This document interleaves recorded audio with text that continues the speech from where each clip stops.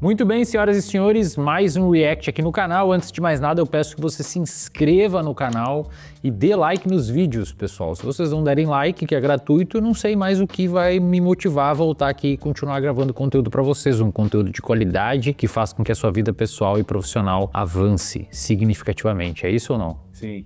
É isso, não é? É isso ou não é? Chamar o 38 aqui para fazer uns reacts com ele para cair o nosso canal. Muito bem, vamos reagir ao Crônicas de Jorge. Desde que criaram o TDAH, ninguém mais é burro. Quem disse isso foi Albert Einstein. Vamos entender o que ele quis dizer? Importante essa aula para quem acha que tem TDAH. Então anota. Aulas e curso, seu professor Crônicas de Jorge. Cara, às vezes eu tenho medo disso aqui ser sério. Ele é humorista? Ele tem um perfil de humor. Perfil de humor. Mas é sério? É uma aula ou ele é humorista? Não, ele é humorista mesmo. Ele é humorista. Não sei se ele é humorista TDAH. de profissão, mas ele faz uns vídeos assim, dando uma caçoada, que nem a gente tava falando aqui, Entendi. em alguns temas meio polêmicos. Entendi, ele tá caçoando. É a minha cara. TDAH, ou transtorno de déficit de atenção e hiperatividade, é uma doença crônica que atrapalha na atenção, no foco. Nos últimos 20 anos, o número de casos de crianças diagnosticadas com TDAH explodiu 20% de aumento. Isso com a consequência, a prescrição de Ritalina ou Venvanse. Há alguns anos, uma aluna questionou o professor sobre como ela tinha descoberto que tinha TDAH pela dificuldade em deitar e ler.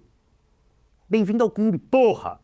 Você acha que é fácil deitar e ler? A batalha demanda 1 milhão de pré-requisitos. Você tem que correr antes, jogar seu celular num cofre, quebrar sua televisão com martelo e aí sim ler.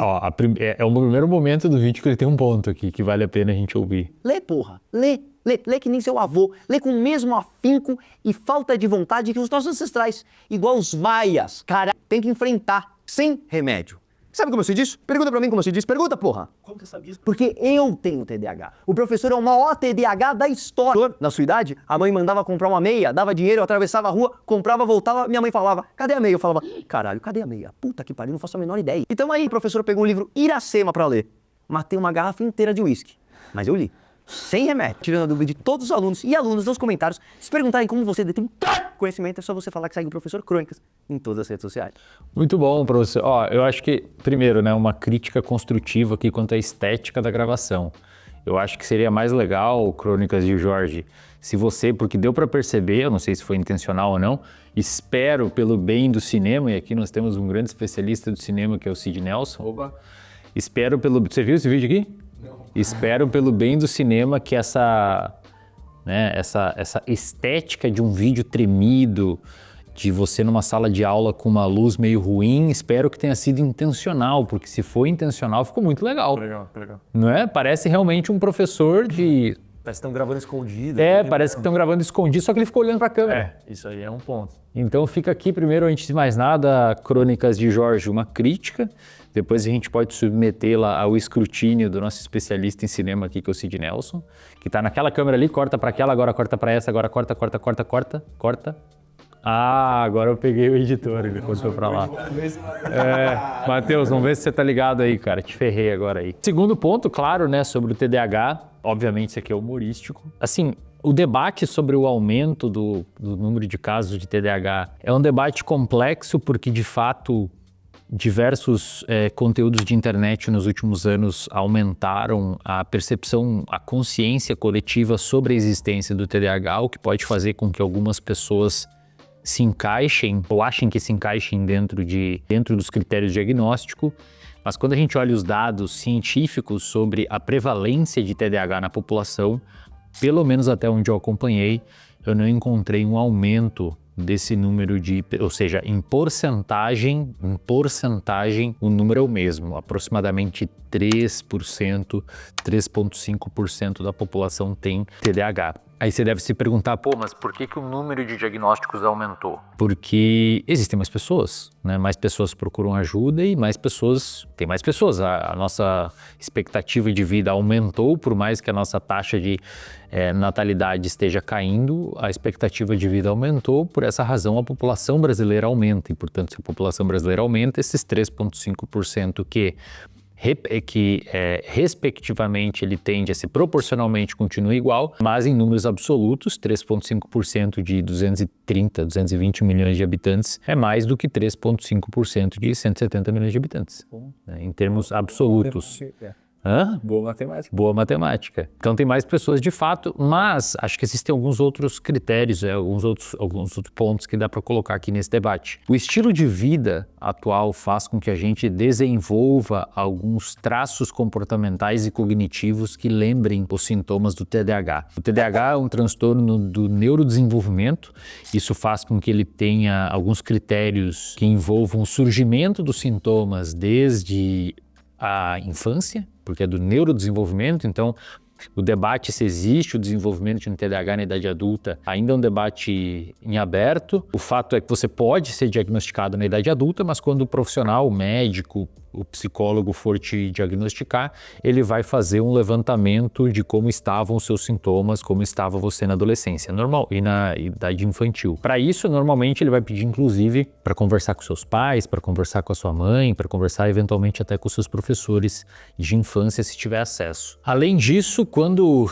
habitar aquela zona cinzenta que é difícil de fazer o diagnóstico, talvez ele peça para você fazer testes neuropsicológicos para confirmar se você tem mesmo deficiências ali nas suas funções executivas, etc. Deu uma dúvida aqui, tipo, pro pessoal que tá com esses sintomas por causa das redes sociais, por exemplo, é só elas pararem de mexer. Pois é. Teoricamente elas voltariam ao normal? Ou Pois é. o cérebro tem uma sequela que no final ela meio que precisa do mesmo tratamento de alguém com TDAH? É uma boa pergunta.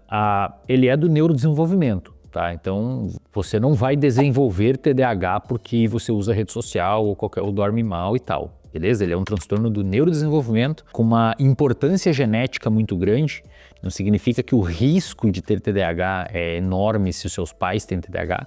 Significa que a doença TDAH, o transtorno TDAH, ela pode ser explicada de forma significativa por componentes genéticos, por ser um transtorno do neurodesenvolvimento. No entanto, e é por essa razão, inclusive, que a gente não vê aumento da prevalência de TDAH diagnosticado na população, porque ela é um transtorno do neurodesenvolvimento, teria que ter alguma mudança genética populacional significativa para ter aumento de casos, né? Porque ela é muito genética, o componente genético é muito importante nela. Agora, existe uma epidemia de o que a ciência chama de comportamento tipo TDAH. Análogo? Não sei se talvez... Seria o equivalente a você ter sintomas como desatenção, eventualmente hiperatividade, devido a fatores ambientais que a gente tem vivido hoje. Por exemplo, o Matthew Walker, que é um dos maiores pesquisadores de sono, ele publicou um review muito legal num dos braços da revista Nature, mostrando que quando a pessoa ela dorme mal uma noite, isso parece ser agudo, não precisa ser um sono, noites dormidas de forma crônica mal, né? Pode ser uma noite de sono. Uma região do seu cérebro chamada tálamo, que é uma região que fica bem no meio do teu cérebro, ela é uma região que serve como se fosse um interruptor, uma tomada, né? Liga e desliga. Claro que não é liga e desliga, né? Aumenta ou atenua a atividade de redes.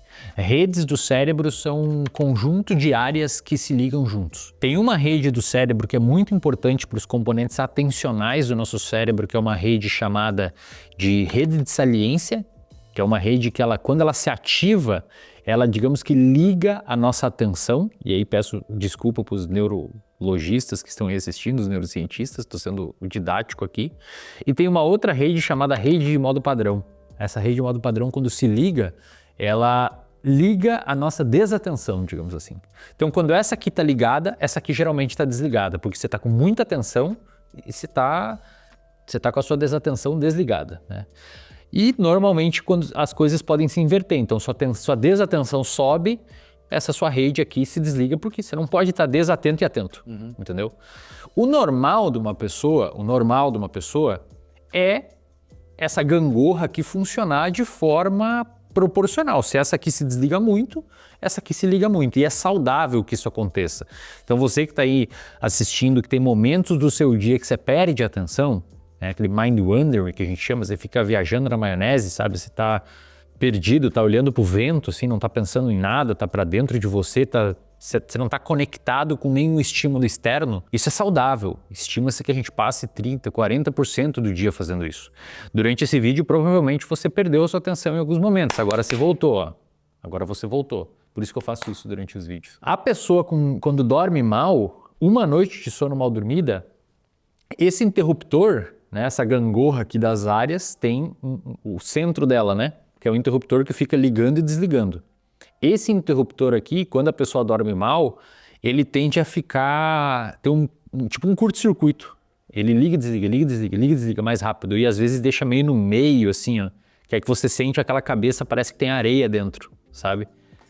Isso aqui, o fenótipo, a externalização dessa consequência, por exemplo, de uma noite mal dormida, é a desatenção. Você fica com atenção, aí cai sua atenção, fica com atenção, ou fica com uma atenção mais arenosa, parece que tem poeira no seu cérebro, fica difícil de você focar naquele negócio. Ou você fica pegando o celular toda hora. Isso parece sintoma de TDAH. Um dos sintomas do TDAH, que é a desatenção. Só que a pessoa dormiu mal. Claro que não vai ser na intensidade e na duração de um sujeito que tem TDAH, né? Vai ser muito maior quem tem TDAH, principalmente não tratado. Mas uma noite mal dormida já é capaz de te gerar alguns sintomas parecidos. Isso que eu tô falando do sono. Aí você pega uma pessoa, por exemplo, com sobrepeso e obesidade, que hoje no Brasil, se somar sobrepeso e obesidade, eu nem sei quanto que tá, mas deve estar uns 55%, 58% da população. Amanhã a gente vai descobrir no podcast. Sobrepeso e obesidade, hoje você tem mais gente com sobrepeso e obesidade do que gente com peso saudável. Então, no sobrepeso e obesidade, a gente sabe que tem um quadro inflamatório no nosso corpo, que prejudica também os nossos sistemas de atenção. Então, pega uma pessoa com sobrepeso e obesidade que dorme mal, aí vive num ambiente hiperestimulante com rede social captando a sua atenção a todo momento. Cara, começa a virar uma sopa cujos ingredientes dão um sabor parecido com o TDAH. Então, sim, de certa forma, se a pessoa criar mecanismos comportamentais para inibir o uso de rede social, tentar dormir melhor e etc., isso pode culminar, em última análise, numa melhora atencional, se ela não tem TDAH. Tomar remédio de TDAH. Oi? Melhor do que tomar. Quem tem TDAH tem que tomar remédio. O remédio é muito saudável para a pessoa que tem TDAH. Tem até estudos mega interessantes mostrando que o sujeito com TDAH que toma remédio, por exemplo, na adolescência, que é uma fase onde o TDAH ele tende a ser... Primeiro que ele normalmente se manifesta, porque a pessoa tem mais exigências intelectuais como a escola, o cursinho, o vestibular, etc. Então, normalmente se vê mais a dificuldade do sujeito nesse período. A adolescência também é um momento que o sujeito se coloca muito em risco, porque algumas áreas do cérebro envolvidas com controle inibitório não estão totalmente desenvolvidas, e isso faz com que sujeitos na adolescência com TDAH não tratado, principalmente do ponto de vista medicamentoso, tenham uma probabilidade muito maior do que um sujeito parecido com ele, um par dele, sem TDAH, ou seja, um sujeito da mesma idade, com as mesmas condições socioeconômicas, mesmo histórico ou um histórico familiar parecido, de começar a usar substância. O que é muito comum você ver em sujeitos com TDAH, uso de álcool, nicotina, cara. TDAH fuma muito. Se você você parear com os não TDAHs, né, na mesma idade. Uso de cafeína, tipo exagerado, muito exagerado. É sempre tentando focar. Ele tenta dar uma compensada, buscar. E a nicotina a gente sabe que atua em receptores colinérgicos, nicotínicos no caso, nome muito criativo pro receptor. Receptor de nicotina chama nicotínico. Que faz com que a pessoa tenha uma questão cognitiva e tal, né? Inclusive remédios para Alzheimer's atuam nesse receptor. Não que significa que você tem que fumar aí do outro lado da tela para ter atenção, né? Mas você vê que o TDAH, principalmente na adolescência, tem uma maior vulnerabilidade a cair em comportamentos impulsivos que normalmente desembocam, escoam no uso de substância. Os estudos longitudinais mostram que o sujeito TDAH, nessa época, quando faz o uso de medicamento, Ritalina, Venvanse, aí depende do teu tipo, né, o jeito que o psiquiatra vai ou o neurologista vai te receitar, eles têm uma menor probabilidade não só de usar substância, como também de, no futuro, você acompanha, você faz um estudo longitudinal, olha aquele grupo de pessoas com TDAH que usou o medicamento e aquele que não foi tratado, e você olha eles depois de 20 anos. Esses que não foram tratados, eles tendem a ter muito mais problema de vício, com álcool, com drogas, etc., do que os que foram tratados. Então, por que eu gosto de falar isso? Porque existe um estigma muito grande, principalmente por pais, e de forma correta, tá? Não de forma correta, mas de forma plausível. Dá para entender o porquê que tem esse estigma, porque o medicamento para TDAH é um psicoestimulante, é uma anfetamina. Aí você tem o seu filho, com 13 anos, você fala, caramba, cara, vou dar uma anfetamina pro meu filho? Uma droga? Aí o cara pesquisa no Google, anfetamina, né? Aí tem o amigo que assistiu Breaking Bad, o cara fazia metanfetamina. É difícil para um familiar do outro lado da tela que não tem, e às vezes o médico, sei lá, às vezes atende rápido, não explica. É complicado para o pai falar, pô, vou dar para o meu filho uma anfetamina? Não, não vou dar, isso que vai causar problema. Na verdade, não. Se ele é diagnosticado corretamente com TDAH, o tratamento tende a reduzir uma míria de problemas que o seu filho pode ter na idade adulta. Então trate, tá? Trate se ele realmente tem. Existe um outro universo que são os sujeitos que não têm TDAH, trabalham na Faria Lima ou são startupeiros e usam Venvance ou Ritalina para performance cognitiva. Recentemente saiu um estudo publicado na revista Science, uma das melhores revistas do mundo, mostrando que sujeitos saudáveis que utilizaram Ritalina e Venvance, salvo engano eram esses que foi utilizado no estudo, mas medicamentos para TDAH de uma maneira geral, eles tiveram um aumento na percepção de desempenho. Então eles acharam que estavam desempenhando mais quando você faz um questionário.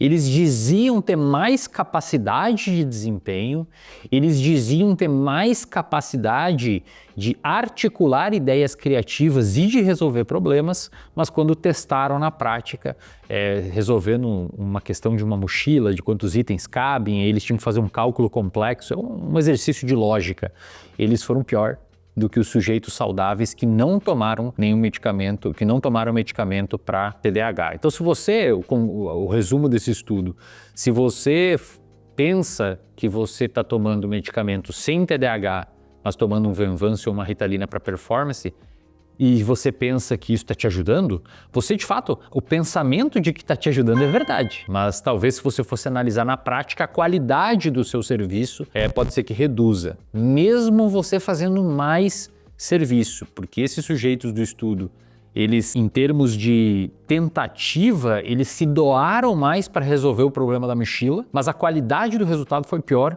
porque o medicamento foi colocado num cérebro que não tem deficiência de neurotransmissor, portanto não é necessário. Menos eficiente. Menos eficiente. Mas eles fizeram mais força, ou seja, trabalharam de forma burra. Agora, o que é legal, cara, é que esse dilema da mochila é muito massa. Eles te dão uma mochila e você tem diferentes itens para colocar nessa mochila, uns maiores, uns menores, e você tem que calcular, cada item tem um peso e um tamanho. Você tem que fazer um cálculo para colocar a maior quantidade de itens e o maior peso possível na mochila. E se não tem calculador, você não tem nada. Você tem que resolver olhando com a tua cabeça.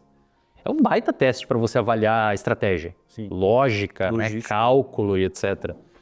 E foi esse teste que eles usaram, foi bem legal. Mas é isso, né? E aí, claro, né, se você quiser estratégias comportamentais para dormir melhor, ter mais atenção, entender como funciona a memória, entender tudo isso que eu te falei aqui de forma mais organizada, como dormir bem e todo o leque de ferramentas para ter uma vida mais produtiva. QR Code está aqui no cantinho da tela, aqui ou aqui, em algum lugar aí, para você acessar o reservatório de dopamina e por menos de o preço de um hambúrguer de qualidade duvidosa que você come no final de semana, você pode ter acesso a mais de 150 aulas técnicas minhas. Algumas são menos técnicas e outras bem técnicas, como por exemplo esse do tálamo e do interruptor das redes. Você tem uma aula minha lá que eu mostro as figuras do artigo e explico as figuras do artigo para você compreender melhor. Fechou? Basta você escanear o QR Code ou clicar aqui no link da descrição e entrar para essa comunidade maravilhosa para aprender sobre comportamento e neurociências. E deixa o like, né?